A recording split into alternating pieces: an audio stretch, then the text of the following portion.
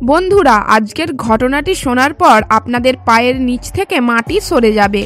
ভয় করতে শুরু করবেন শিক্ষা ব্যবস্থাকে নিয়ে।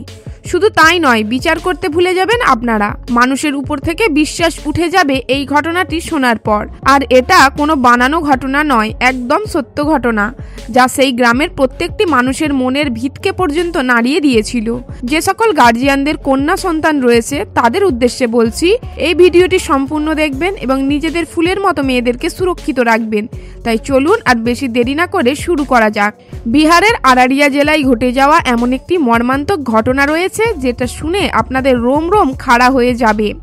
এই আরারিয়া জেলার অন্তর্গত মহলগাঁও গ্রামে একটি ছোট স্কুল রয়েছে। সেই স্কুলে আশেপাশের সমস্ত গ্রাম থেকে সকল বাচ্চারা যেত পড়াশোনা করতে। আর এই স্কুলের মধ্যেই মর্মান্তিক ঘটনাটি ঘটে। 2021 সালের জুন মাসের 29 তারিখ সকাল 10টা নাগাদ করে এই স্কুলের প্রিন্সিপাল তারই এক স্টুডেন্টের বাড়িতে কল করে। তখন সেই স্টুডেন্টের বাবা কল রিসিভ করতেই প্রিন্সিপাল বলে, স্কুলের মধ্যে এক বিশেষ প্রজেক্টের কাজ রয়েছে, তাই আপনার মেয়েকে এক্ষুনি স্কুলে পাঠিয়ে দিন। তো বন্ধুরা, স্কুল থেকে স্যার হোক বা ম্যাডাম, গার্জেনকে কল করা মানে তেমন কোনো ব্যাপার নয়। স্কুলের কিছু গুরুত্বপূর্ণ কাজ থাকাকালীন প্রত্যেকটি স্যার হোক বা ম্যাডাম তাদের বাড়ির লোককে কল করে আর স্কুলের জরুরি কাজের জন্য আসতে বলে। এবারও ঠিক তাই করে স্কুলের প্রিন্সিপাল। যে স্টুডেন্ট বা ছাত্রীটিকে কল করে ডাক করিয়েছিল তার বয়স ছিল মাত্র 14 বছর। প্রিন্সিপালের সমস্ত কথা মেয়েটার বাবা মেয়েটাকে জানায়। তারপর মেয়েটা একলাই বেরিয়ে পড়ে স্কুলের উদ্দেশ্যে। মেয়েটির সঙ্গে কেউ ছিল না। মেয়েটির বাড়ি থেকে স্কুলটা বেশ কিছুটা দূরত্ব ছিল, যেটা সে রোজই পার করে নেয় পায়ে হেঁটে। মেয়েটা যখন স্কুলের বাইরে এসে পৌঁছায় তখন সে পুরোপুরি অবাক হয়ে যায়, কারণ সে সেখানে গিয়ে দেখে স্কুলে একটাও স্টুডেন্ট ছিল না, পুরো ফাঁকা। এমনকি একটাও শিক্ষক বা শিক্ষিকাকেও মেয়েটি দেখতে পায় না। শুধু স্কুলের সেই প্রিন্সিপালকে দেখতে পায়, যে তার বাবাকে কল করেছিল। এরপর মেয়েটি কিছু বুঝে ওঠার আগেই সেই প্রিন্সিপাল মেয়েটির হাত ধরে টেনে নিয়ে যায় স্কুলের কামরায়। তারপর সেই কামরার দরজা বন্ধ করে দিয়ে 14 বছর মেয়েটির সঙ্গে স্কুলের প্রিন্সিপাল দুষ্কর্ম করতে শুরু করে দেয়। বাচ্চা মেয়েটি কিছু বুঝতে পারছিল না যে তার স্কুলের প্রিন্সিপাল তার সঙ্গে কি করতে চাইছে। প্রিন্সিপাল তাকে নোংরাভাবে স্পর্শ করছিল, নোংরা নোংরা কথা বলছিল। ঠিক সেই মুহূর্তে এই নোংরা ঘটনাটি একটি ছেলে দেখে নেয়। এই ছেলেটি আর কেউ নয়, সেই মেয়েটিরই আশেপাশের প্রতিবেশী ছেলে ছিল। মেয়েটিকে একলা একলা রাস্তায় যেতে দেখে ছেলেটি তার পিছু নিয়েছিল।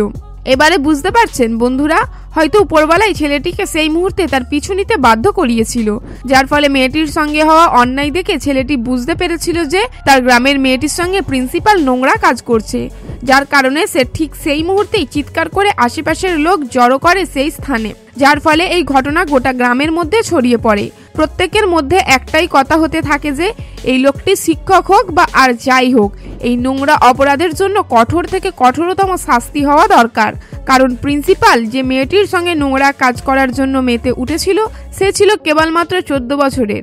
ধীরে ধীরে এই ঘটনাটি পুলিশ স্টেশনে পৌঁছে যায়। তারপর সেই পুলিশ স্টেশনের ইনচার্জ সেই প্রিন্সিপালকে গ্রেফতার করে থানায় নিয়ে আসে। এরপর বাচ্চা মেয়েটিকে ডাক্তারের হেফাজতে নিয়ে চিকিৎসা করায়। তারপরে মেয়েটির যে রিপোর্ট বেরিয়ে আসে সেটা দেখে সেখানে উপস্থিত প্রত্যেকের পায়ের নিচ থেকে মাটি সরে যায়। কারণ 14 বছরের যে মেয়েটি ছিল, যার সঙ্গে প্রিন্সিপাল নোংরা কাজ করছিল, সেই মেয়েটি আগে থেকেই 2 মাসের প্রেগনেন্ট হয়ে গিয়েছিল। এটি জানার পর কারোর বুঝতে আর বাকি নেই যে মেয়েটির সঙ্গে এর আগেও এই দুষ্কর্ম হয়েছিল।